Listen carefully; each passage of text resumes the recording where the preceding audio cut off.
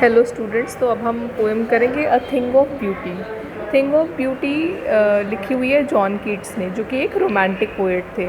तो romantic poets एक 19th century British poets होते थे। तो वो किस बारे में लिखते थे? ब्यूटी के बारे में, सेंशुअसनेस के बारे में, ठीक है। और रोमांटिसिज्म क्या होता है? जैसे हम बोलते हैं रोमांटिक मूवीज़, जिसमें लव के बारे में, इन सब चीज़ों के बारे में ज़्यादा ध्यान दिया जाता था। तो ये जो पोएम है अ थिंग ऑफ ब्यूटी, ये जॉन कीट्स की एक लॉन्ग पोएम से ली गई है, जिसका नाम था एंडीमियन अ पोएटिक रोमांस। तो इस पोएम में क्या होता है कि this is based on a Greek legend in which Endymion, a beautiful young shepherd and poet who lived on Mount Latmus, had a vision of Cynthia, the moon goddess. The enchanted youth resolved to seek her out and so wandered away through the forest and down under the sea. तो इसमें होता क्या है, इस poem की जो long story है Endymion, उसमें ग्रीक लेजेंड है। ग्रीक लेजेंड मतलब जैसे इंडिया में रामायण महाभारत होते हैं, पुरानी स्टोरीज़ होती हैं, ऐसे ग्रीक लीजेंड्स होती थी पुरानी, उनके अपने गॉड्स होते थे उसमें। तो इसमें एक यूथ है, यूथ मतलब एक यंग लड़का है जिसका नाम है एंडीमियन।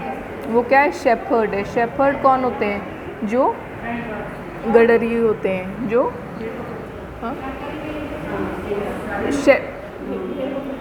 जो भेड़ बकरी चराते हैं। तो उसमें ही falls in love with moon goddess Cynthia. Cynthia क्या होता है? मून गॉडेस को बोलते हैं।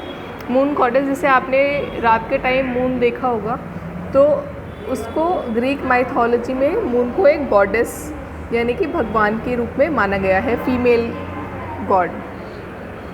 तो ये उसकी स्टोरी है। तो अब क्या होता है, when he falls in love with her, तो वो क्या करता है, उसको पाने के लिए बहुत सारी डिफ़िकल्ट पाथ्स पे जाता है, फॉरेस्ट में जाता है, सी में जाता है। तो उसका ये पार्ट है। अब देखो, पहले पोएम को हम रिसाइट करते हैं। A thing of beauty is a joy for ever, its loveliness increases, it will never pass into nothingness, but will keep a bower quiet for us and a sleep full of sweet dreams and health and quiet breathing.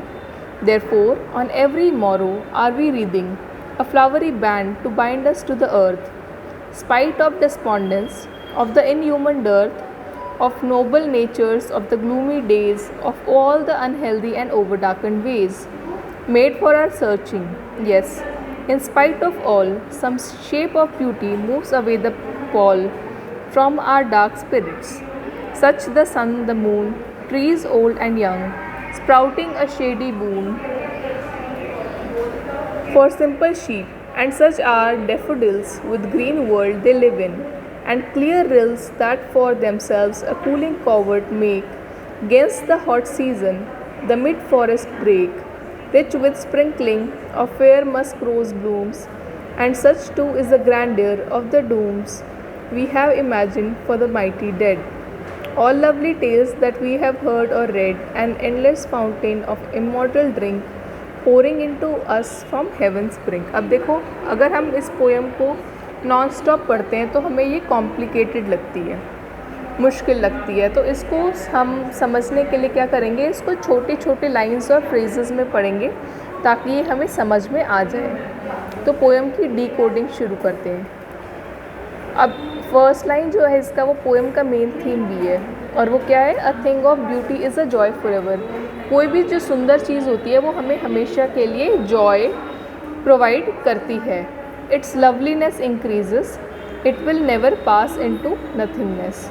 उसकी जो loveliness होती है वो हमेशा increase करती है, हमेशा बढ़ती रहती है। It will never pass into nothingness मतलब वो कभी भी ख़त्म नहीं होने वाली। But will keep a bower quiet for us. Bower क्या होता है? एक छोटा सा गार्डन, बगीचा, उसको बावर बोलते हैं। तो जो ब्यूटीफुल चीज़ें होती है वो हमारे लिए एक गार्डन की तरह काम करती है। And a slip full of sweet dreams, और उसको अब कंपेयर किया गया है, ब्यूटी को किस किस चीज़ से कंपेयर किया गया है? एक तो बावर से कंपेयर किया हुआ है, दूसरा उसके कंपेयर किया हुआ है स्लीप से, ऐसी नींद जिसमें हमें अच्छे अच्छे सुंदर सपने आते हैं, full of sweet dreams. And health and quite breathing. अब देखो, ये सारे जितने कोई पॉजिटिव इमेजरी से उसको कंपेयर कर रहा है। हेल्थ मतलब एक positive state of being, quiet breathing मतलब आराम से सांस लेना। Therefore on every morrow, morrow मतलब मॉर्निंग, तो on every morrow are we wreathing a flowery band to bind us to the earth. Wreathing मतलब जैसे हम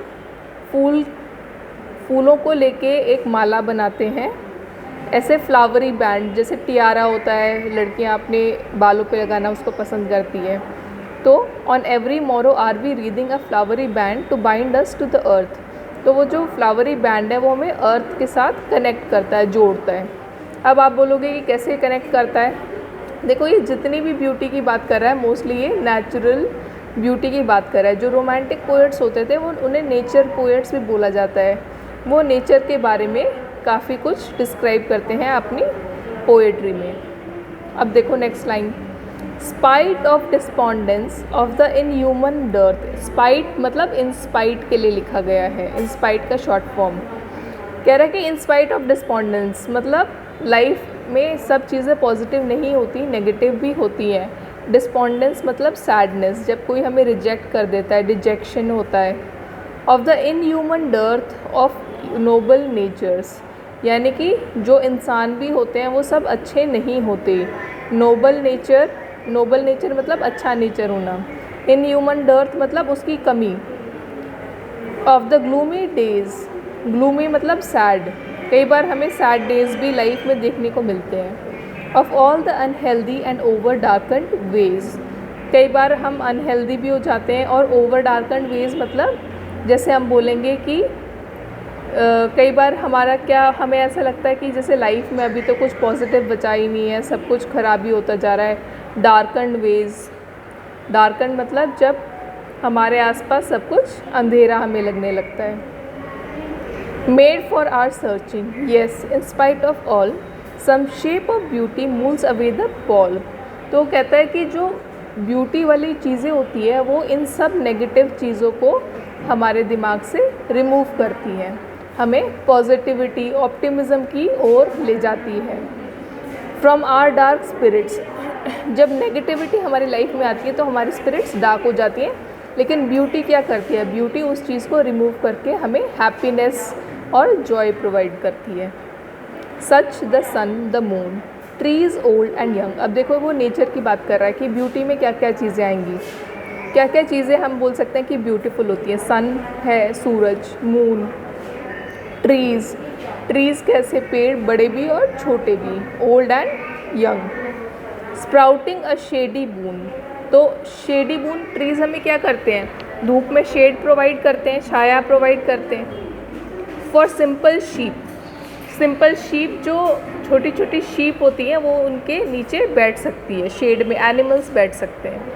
and such are daffodils, daffodils क्या होते हैं? एक तरह के फ्लावर होते हैं। With the green world they live in, यानी कि जब जितनी भी चीज़ें नेचुरल, वो ग्रीन वर्ल्ड नेचुरल ब्यूटी में रहती है। एंड क्रियल रिल्स, रिल्स क्या होता है? छोटा सा, जैसे पानी बहता है, जैसे नदी तो होती है बड़ी, ऐसे रिल और ब्रुक भी जिसको बोलेंगे तो वो छोटी सी पानी की जो क्यारी टाइप बन जाती है उसको रिल बोलेंगे। That for themselves cooling covered make, तो ये चीज़ें हमें क्या प्रोवाइड करती है? पानी अगर कहीं पे बह रहा होता है तो वो हमें ठंडक देता है, वो हमारी प्यास बुझाता है। Against the hot season, specially गर्मियों के टाइम में तो वो हमें बहुत ही अच्छा लगता है क्योंकि वो हमें कूलनेस प्रोवाइड करता है। The mid forest brake rich with sprinkling of musk rose blooms. अब वो कहता है जैसे कि जंगल के बीच में, फॉरेस्ट के बीच में मस्क रोज़ क्या होता है? एक तरह का फ्लावर होता है जिसकी बहुत अच्छी खुशबू होती है। And such too is the grandeur of the dooms we have imagined for the mighty dead. Mighty dead मतलब जितने भी फेमस लोग होते हैं, जो हमारे आइकन्स होते हैं, जैसे हम महात्मा गांधी बोल सकते हैं, मार्टिन लूथर किंग जूनियर बोल सकते हैं। तो ये जितने भी बड़ी बड़ी हस्तियाँ, पर्सनालिटीज़ हुई हैं, उनकी डेथ में भी, डूम मतलब डेथ, उनकी डेथ में भी एक ग्रैंडियर होता है, एक बहुत ही बड़ा इवेंट माना जाता है। All lovely tales that we have heard और रेड, तो ब्यूटी किस चीज़ में भी है? जो हम अच्छी अच्छी स्टोरीज़ सुनते हैं, हम फेरी टेल्स सुनते हैं, हमें वो अच्छी लगती है। An endless fountain of immortal drink pouring unto us from heaven spring. तो जो ब्यूटी है वो किस तरह से होती है? एंडलेस फाउंटेन, फाउंटेन क्या होता है? फुहारा। तो एक ऐसा फुहारा जिसका कोई अंत नहीं है, जिसका कोई बिगनिंग नहीं है, जिसका कोई एंड नहीं है। ऑफ इमॉर्टल ड्रिंक, इमॉर्टल क्या होता है? जैसे हम बोलते हैं अमृत है, अमृत इमॉर्टल ड्रिंक माना जाता है, जैसे इंडियन माइथोलॉजी में उसको। Pouring on to us from heaven spring, और ये कहाँ से? अगर मैं बोलूँगी कि ये एक अमृत की तरह है जो हमें भगवान दे रहे हैं, जो हेवन से यानी कि स्वर्ग से हमारे पास आ रहा है। तो उसने ब्यूटी को इन सब अच्छी चीज़ों से कंपेयर किया है।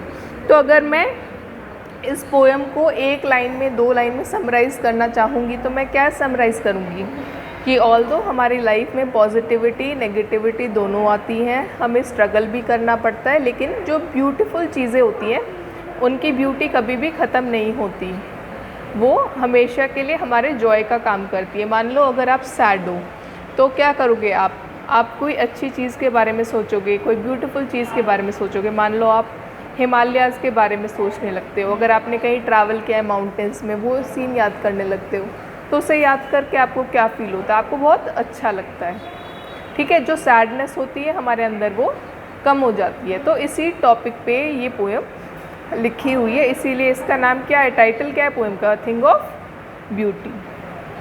आई होप आप सब लोगों को ये समझ में आ गया होगा।